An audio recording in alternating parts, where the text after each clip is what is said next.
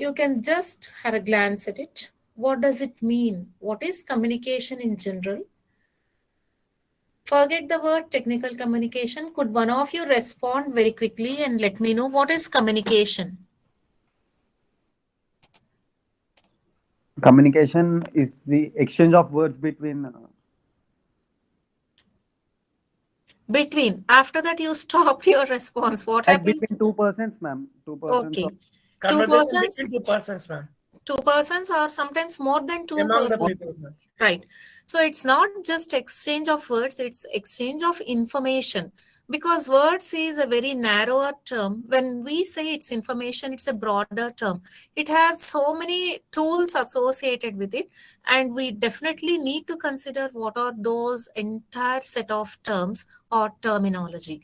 So communication definitely needs people involved in that particular act. As I said, if you had not responded, then definitely I would say it's a one-side communication, because people are not reacting, not responding, not thinking, not contemplating. So when I say it's a communication process, it's a communication activity. I need two people, at least two people minimum, maximum, the more the merrier. However, it is all decided by the kind of activity you undertake, the kind of situation you wish to communicate in. So let's get back to the slide again.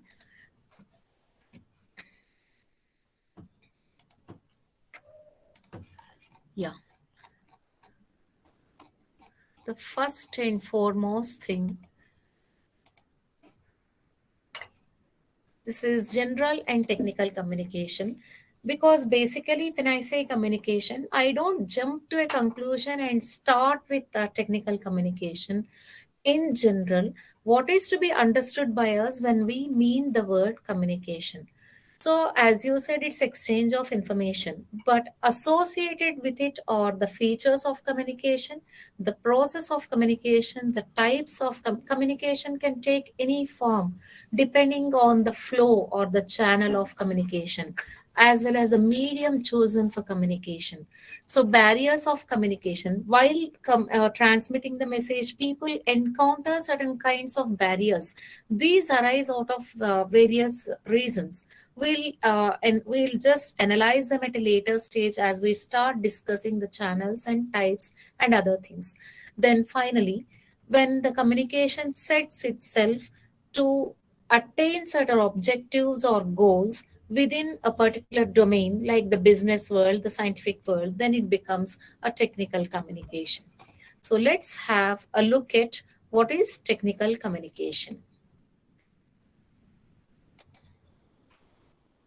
Yeah, I must admit one thing. I have borrowed this definition from Wikipedia because I felt it's very, very, very relevant. Technical communication is a broad field and includes any form of communication that exhibits one or more of the following characteristics. You might question, when it is just mere exchange of information, what's so great about technical communication?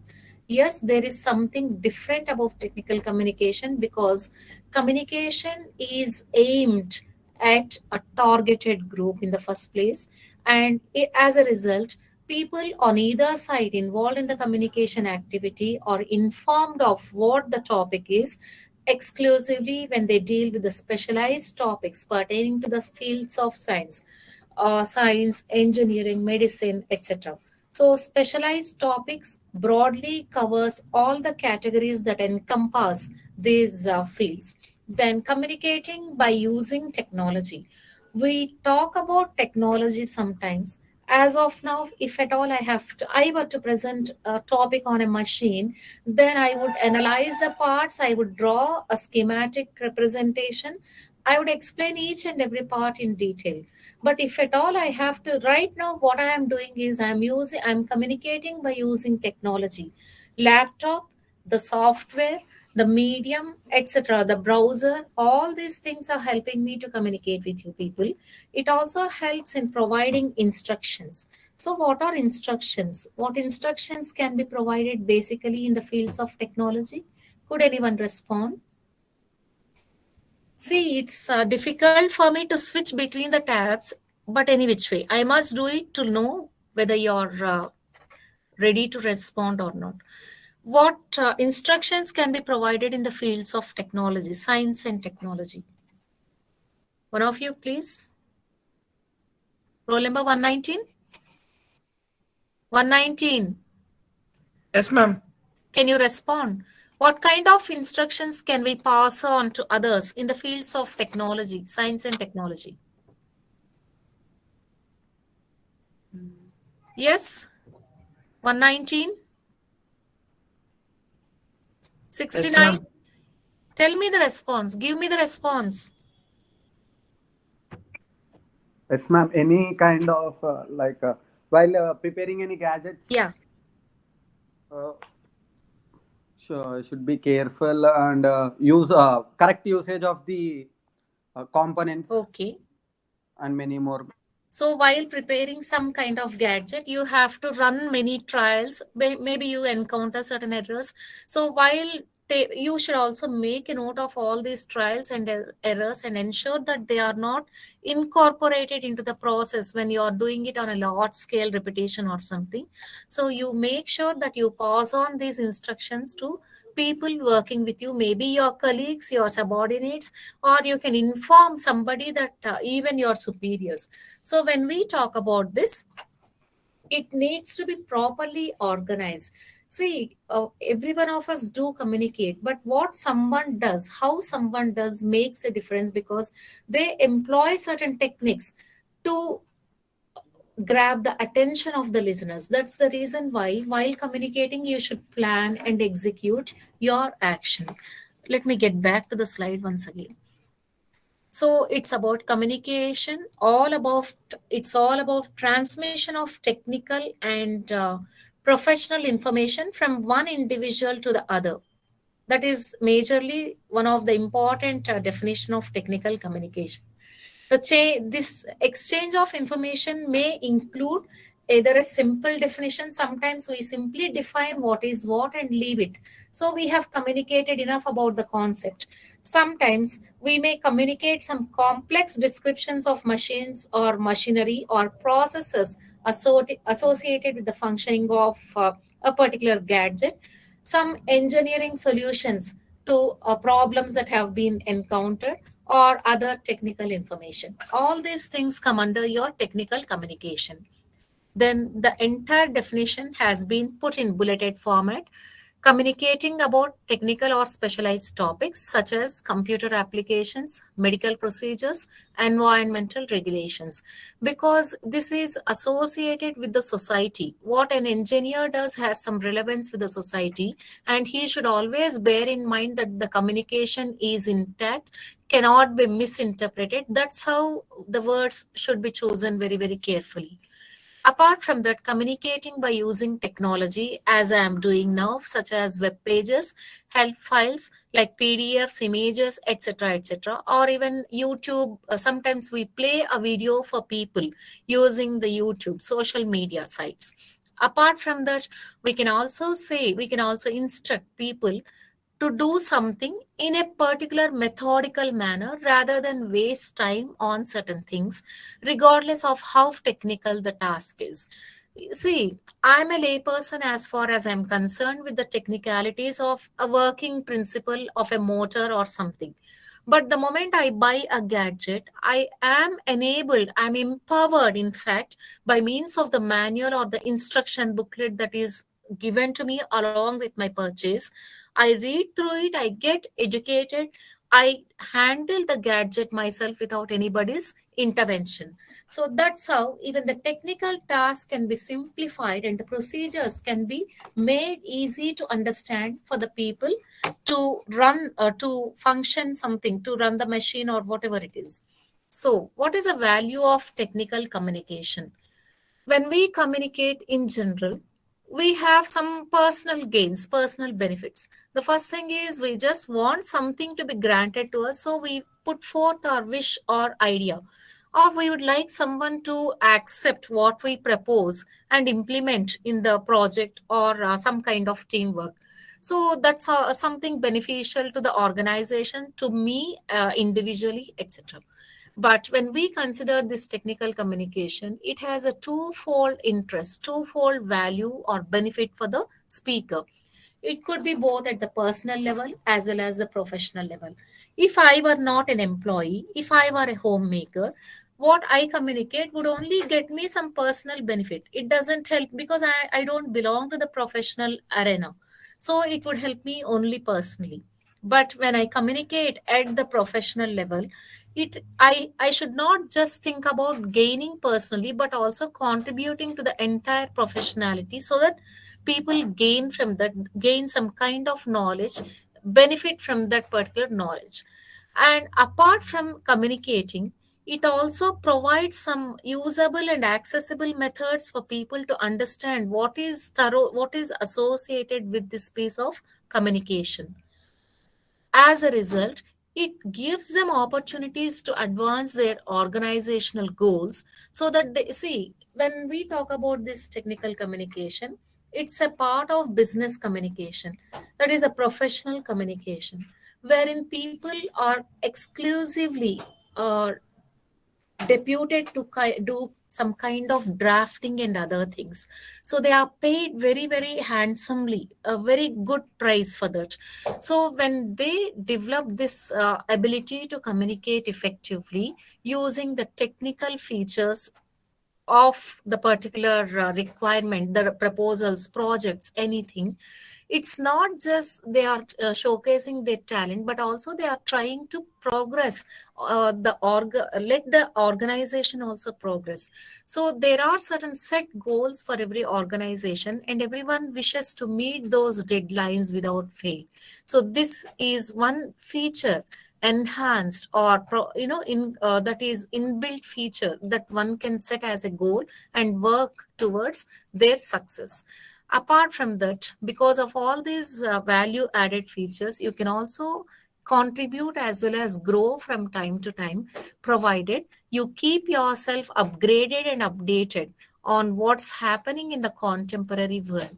Because when you say you come, when I ask you to write a report and submit it, you start today, but if you end up after 10 years, that gets outdated. What you propose to be a problem might not be a problem at all. Maybe some people must have solved it by then. So it has to happen within the limited time.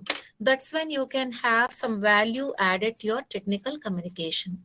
Any which way, there are benefits for this technical communication. Then what are the few examples that we can consider for technical communication?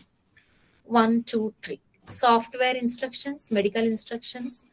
All of us know about these things. I don't assume anymore, but I just want to discuss these things. I can just a minute. I want to show you something related to this.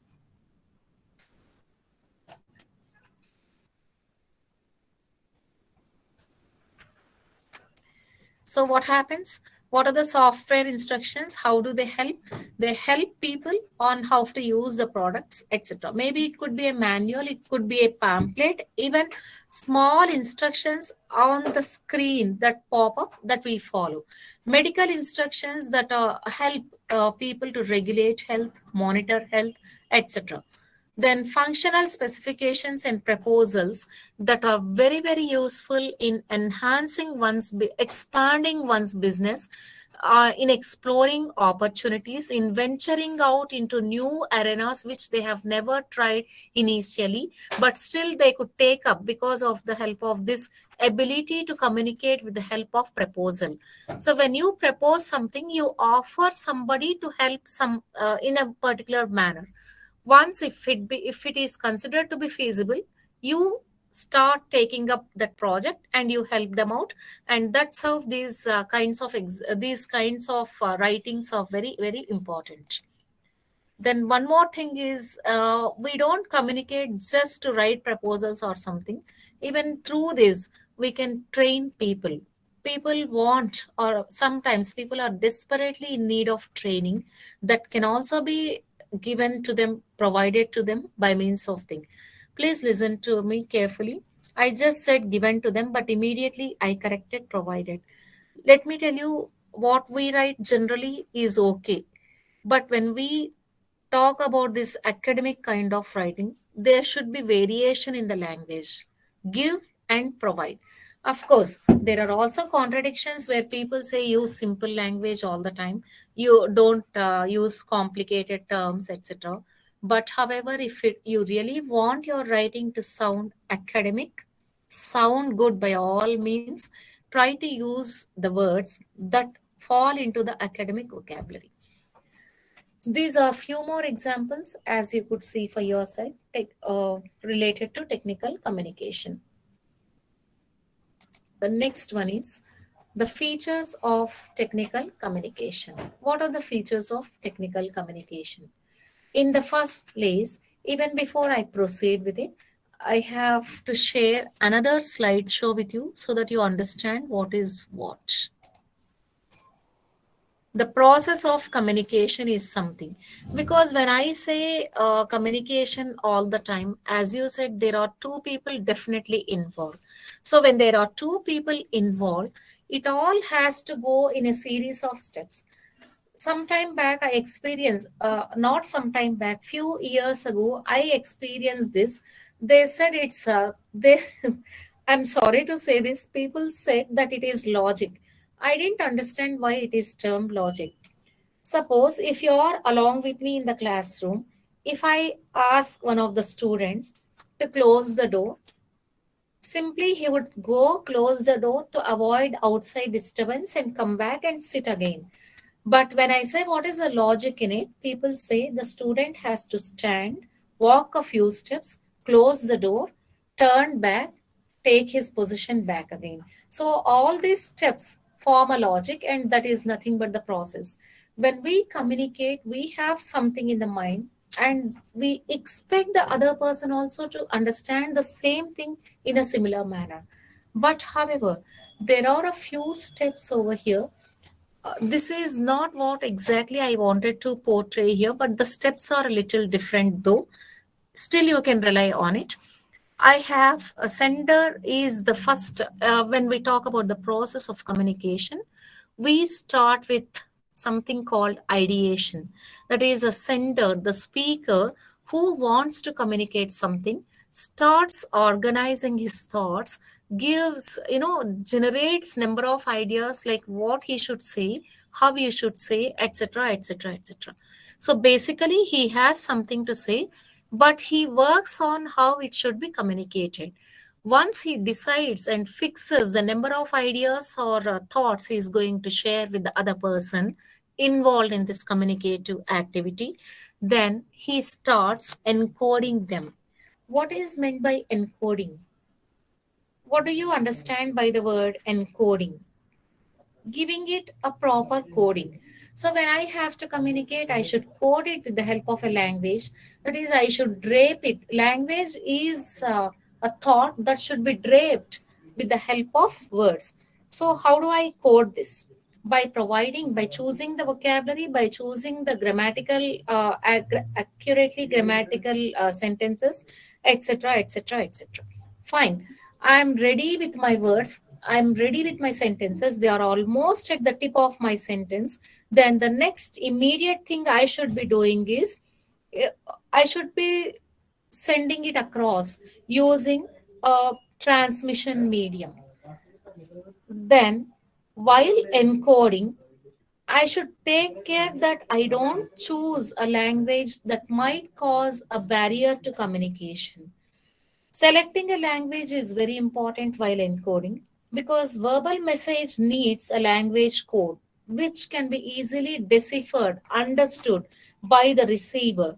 If the receiver does not know, if everything appears to be Greek and Latin, then they are not into the activity of communication, they are out of it simply. That itself could be a major barrier, a hindrance to your communication. Then, selecting the right medium is also very important while encoding, because when I say what is a medium, I am going to sorry, while transmitting, when I say I have chosen a medium for a class of 60 where the room is very very large, if I simply say I use a small A4 size paper and draw a diagram and share with my students, and if I feel the job is properly executed, I am mistaken. because it needs to be sized up to meet the demand of the classroom size. So that has to be properly planned while transmitting your message. Selecting a medium basically has three main options. It could be either spoken form, it could be either a written form, or a non-verbal form. Sometimes you could share pictures and other things if it is a visual. Otherwise, you could simply speak, lecture, and complete the process of communication. However, transmission, when it comes to transmission, it refers to the flow of message over the chosen channel. Whatever medium you have chosen, either to speak or write or show a picture or anything non-verbally, you have to let the information flow without any interruptions. It is one of the most basic aspect of communication because it also involves choosing the the time, proper place, and proper form. If any of these fails, your channel of communicate, your transmission fails. As a result, there wouldn't be any decoding from the other end, and receivers will never have a feedback to raise. So, what is a feedback actually? It is a final step in the communication, in the process of communication. Once the receivers understand the message, they start contemplating on it, they start adding their previous background knowledge, and they just either nod their head non-verbally. You can just guess whether or not someone has understood your message, received it properly, or do they have a question mark face, etc. On screen, it's not possible for us even to guess what's going on with you. But offline, definitely we can guess, we can make changes. This is the beauty of communication, especially the final step, the feedback. Looking at then and there itself, you can make so many corrections over there. It's not correction. I don't mean corrections are not about the content presentation or something. The means of presentation can be corrected in order to be reachable to your receiver. So let's have a look at what are these things. Ideation, encoding, transmission, that is a channel, decoding. What idea do I have is known to me. Maybe it can be enhanced by means of improving my overall knowledge on the subject, by reading voraciously, by picking up something new and relating it to what I have to discuss, etc. Encoding is all about changing the information into some form of logical encoded message verbally, if at all, if I choose the medium that way. And, passing on the information, translating, decoding is at the receiver's end. How he interprets the message can be also considered as some or the other barrier to communication. If the receiver is not fit physically, or not comfortable, the seating is not proper, certain factors that can be called as hindrances to the flow of communication, they pose they break down the flow of communication, hence they become barriers to communication. And finally, as I told you, response or feedback is the action or reaction of the receiver to the message. Fine, just a minute. I'm shifting to some other PPT once again.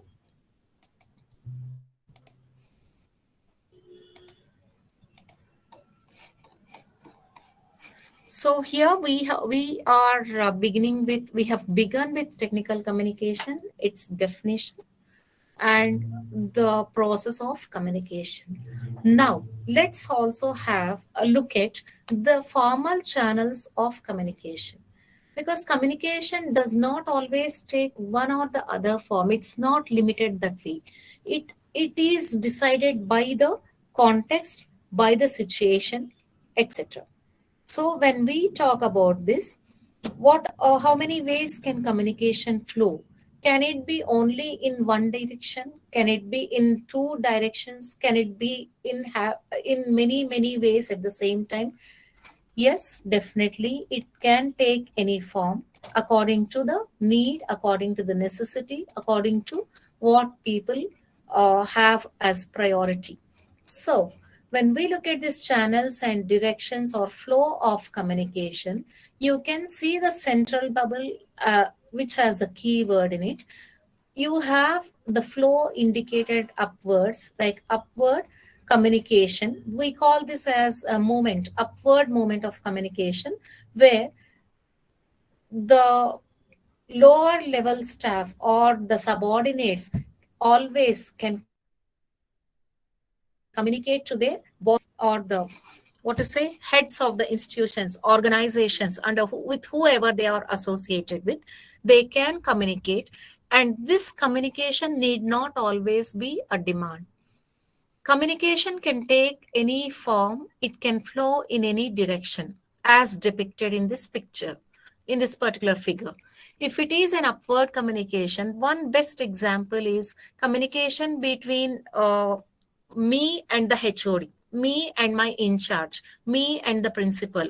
So I am the subordinate, they are above me. So it's not about low level, high level, or something. The hierarchy, every organization has hierarchical positions. You know what is a hierarchy.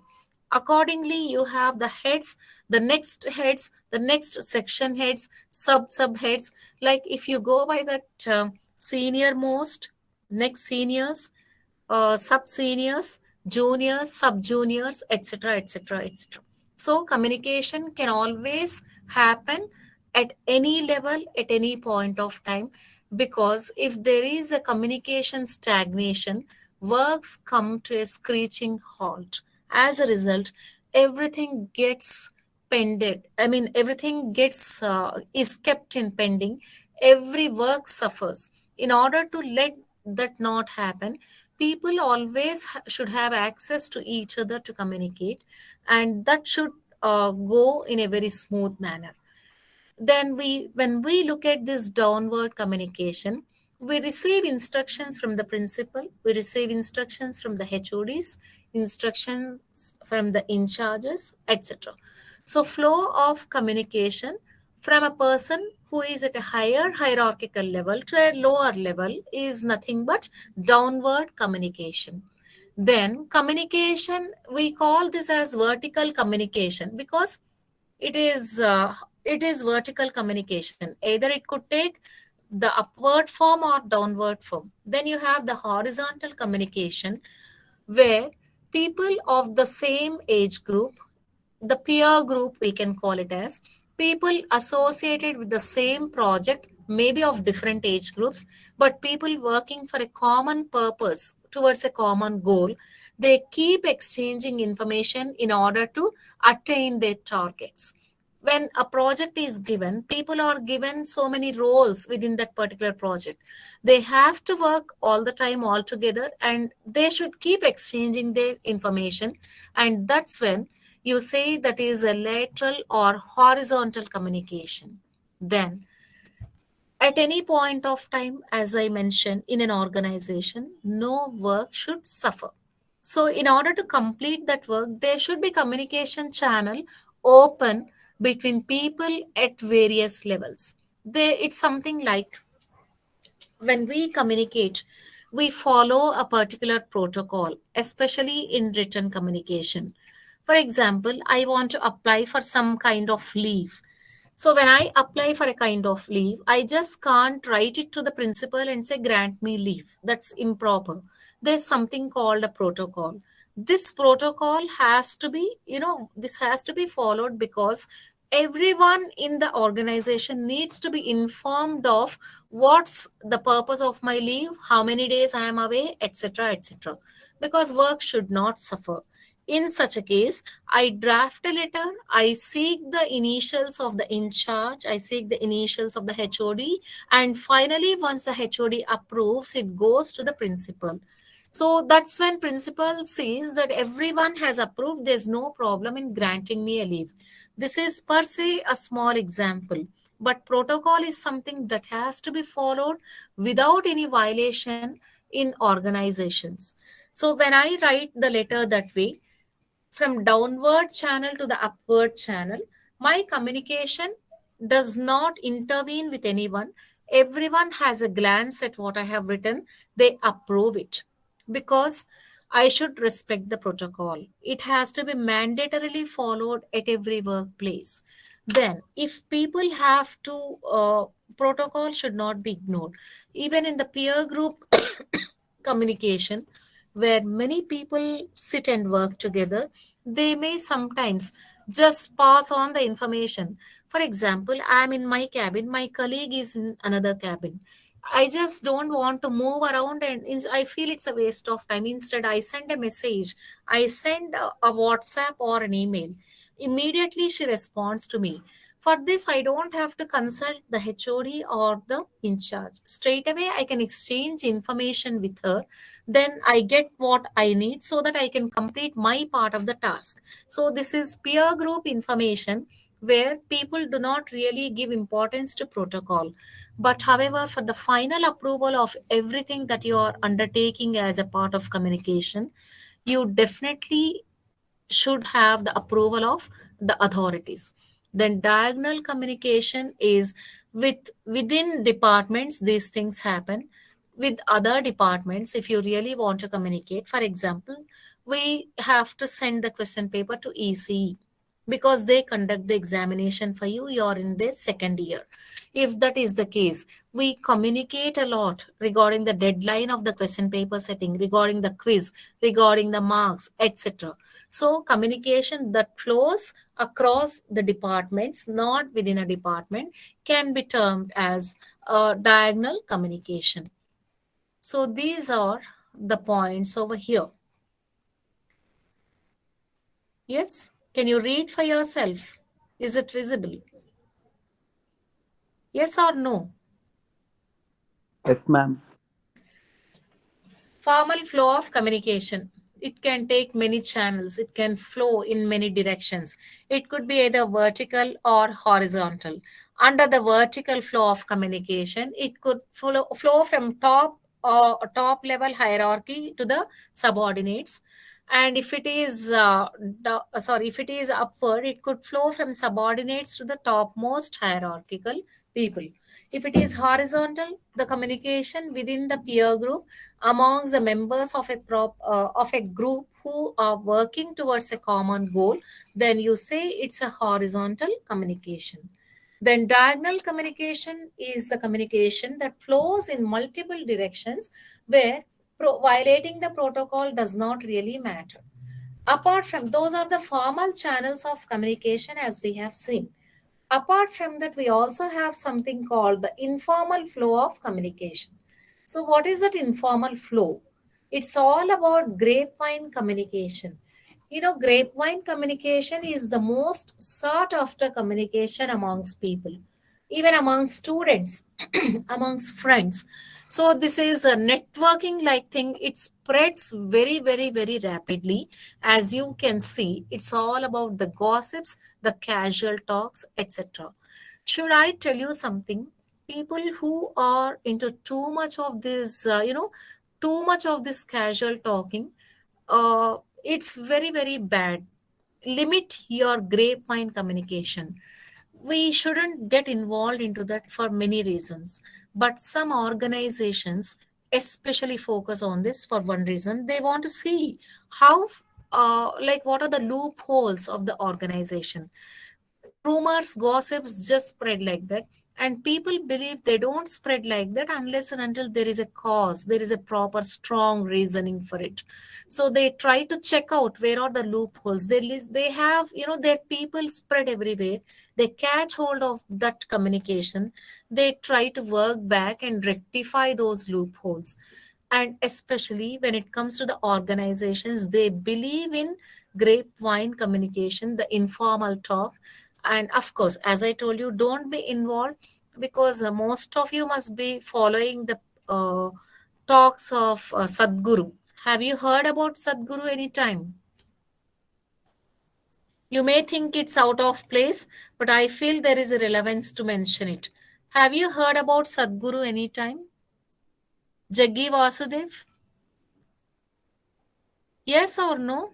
If it is no, it's okay. 64, have you heard about it? What I'm asking? 64, Yes, ma'am. have you heard any preachings of Sadhguru Jaggi Vasudev, Isha Foundation? No, ma'am. Okay, fine. I'll share one or two links when you have time, when you have leisure, you can. The thing is, too much of talk spreads negativity. Limit your talk. That's it. But however, as I told you, there's something quite relevant about this grapevine communication where some organizations consider it as a serious matter of fact to find the flaws with them, right? Then,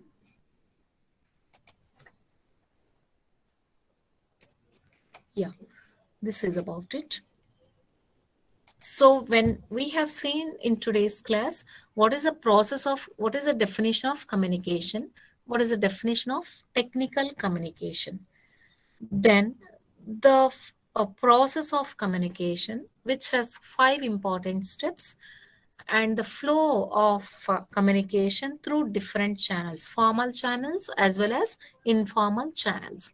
But as I told you, if I were to go back to the same diagram of, yeah, this is the one I was, no, yeah, this is the one I was talking about. When I take into account all these steps in the process of communication, there are always possibilities of interference of some or the other kind that can cause a kind of interruption to the flow of communication. So that is nothing but a barrier to communication. Barrier is nothing but a kind of obstruction.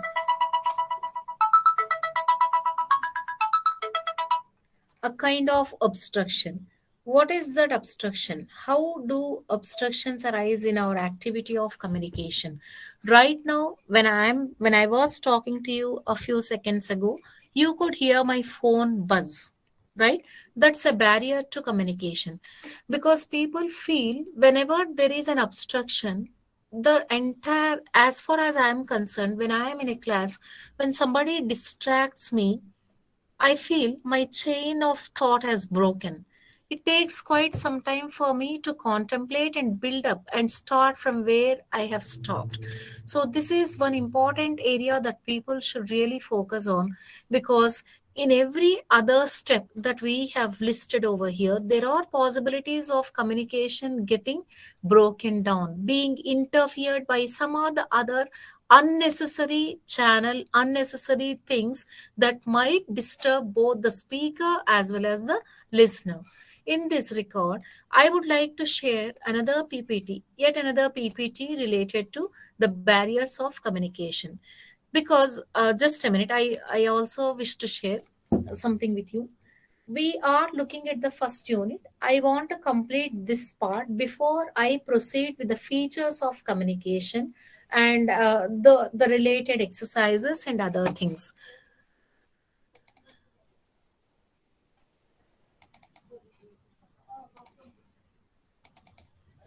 Just give me a moment. Here I am.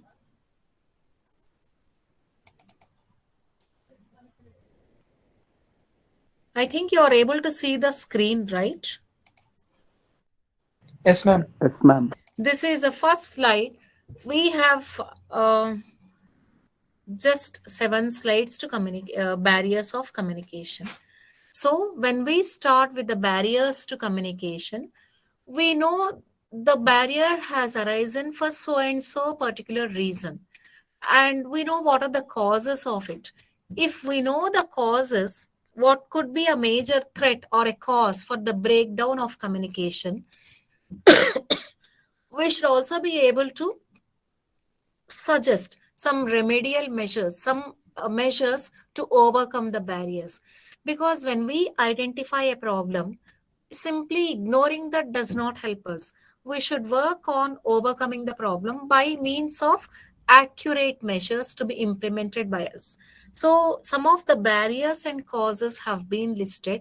I'll be sharing the entire unit 1 notes once I am through the complete topic. Topic number 1, linguistic barriers. Language is a barrier. May I ask you, how is language a barrier to communication? How can language be a barrier to communication? In fact, it is a tool that helps us to communicate. But then, how could it also become a barrier to communication? Like 69. having pauses in speech. Okay. Yes, ma'am. Sometimes we say an appropriately used pause drives home a point. Like more pauses, ma'am. Okay. Relevant to the speech. If you have pauses, it's okay, ma'am. Okay. Fine. Any other? And improper language, Okay. using informal language, ma'am. Informal language when the context demands formal language. Fine. Next. Next. Roll number 65. Can you answer? Can you guess? See, don't think that I will evaluate you by means of your responses. No. I just want you to be involved in the discussion. Nothing else. Anybody else is willing to say something related to the barriers? Quickly. Ma'am, Nobody else. improper pronunciation. Yes, improper pronunciation. Okay, that might confuse the listener. And as such, in yesterday's class, we have also seen the different features of language where you have also noted homographs, homophones, homonyms, polysemic feature of language, too many variations in the usage of the same word, right? So that also might be a barrier to language. So when we consider the barriers, broadly, they can be categorized into linguistic barriers, organizational barriers, interpersonal barriers, intrapersonal barriers. Four varieties out there, right? So let's at least complete one part of it, if not all the entire things. Any which way, it's so ignorance of the nature of words. If we do, because we most of the times assume something that we know, if the moment somebody lets out a word, we are in a hurry to grab it and just start analyzing it. So we may end up with the wrong meaning.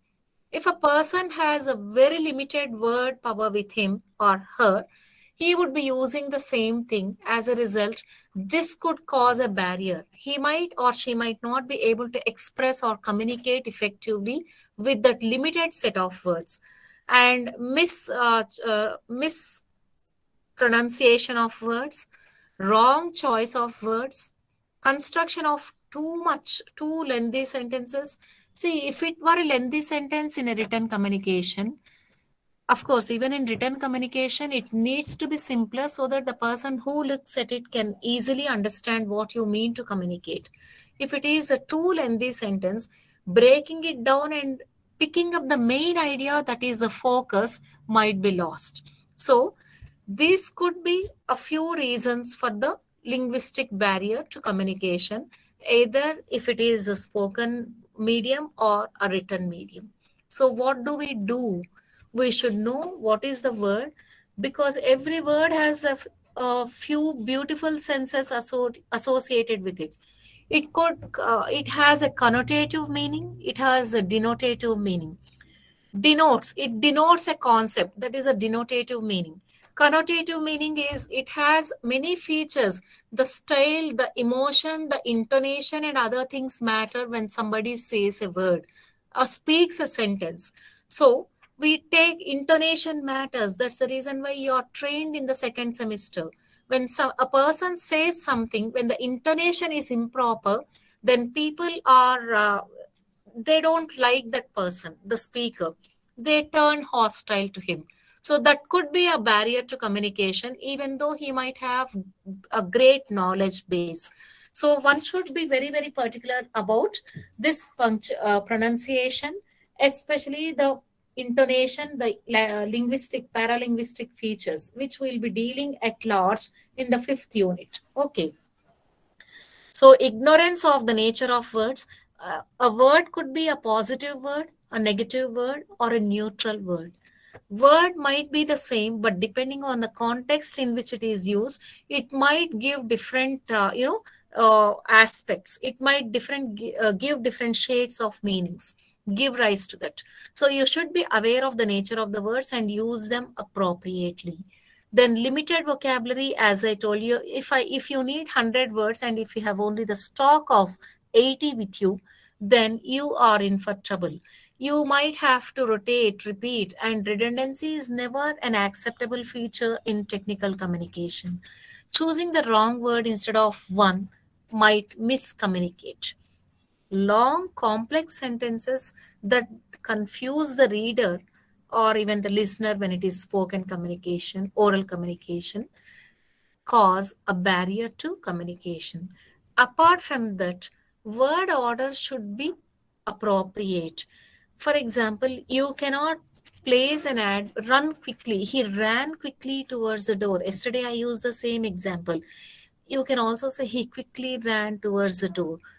Adverb and verb, preposition and verb, adverb and preposition, how they go in a mix and match method, how they have to be placed one after the other. Because in English, the word order, a sentence has to have a proper word order, and it should not be violated. So if that is the case, it might pose to be it might become a great barrier to communication.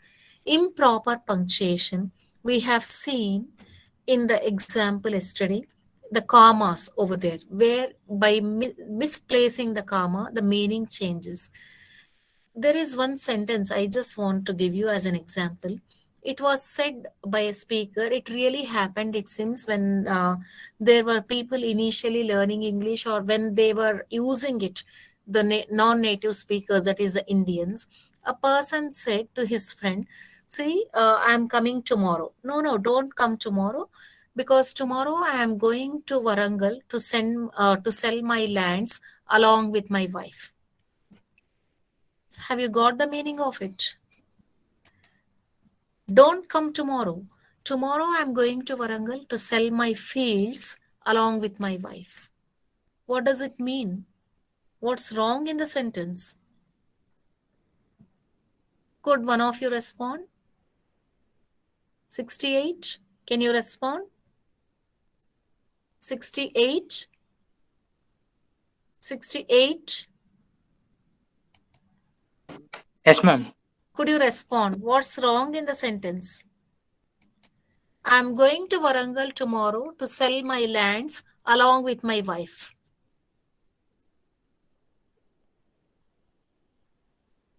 Roll number 70. Here, Yes, ma'am. can you say what's wrong in the sentence? Along with my wife, he should say first, ma'am, and then tell going to Yes, sell. because it's a wrongly placed. That compliment is wrongly placed, which implies that he is selling his fields as well as his wife. But that's not what he meant. He was going to Warangal with his wife to do some particular job. So that is what happens if we are unaware of this sentence word orders in a particular sentence. We should check for that very, very exclusively, because they matter the most in communicating the meaning. We may mean the same. Let me make it one more thing very clear to you all. We may have no, what to say, wrong implications or wrong sense or feeling towards others. We may mean nothing to hurt them or to harm them, but when the intonation is wrong, definitely you are misjudged. You become their enemy. Hostility turns out. So take care of avoiding all this as one of the barriers, that is a linguistic barrier to communication. So let's stop for today, and quickly let me make a note of today's attendance as quickly as possible, because you might have to join other class. They have not given some extra 5 minutes in between the classes. At a go, the classes have been scheduled.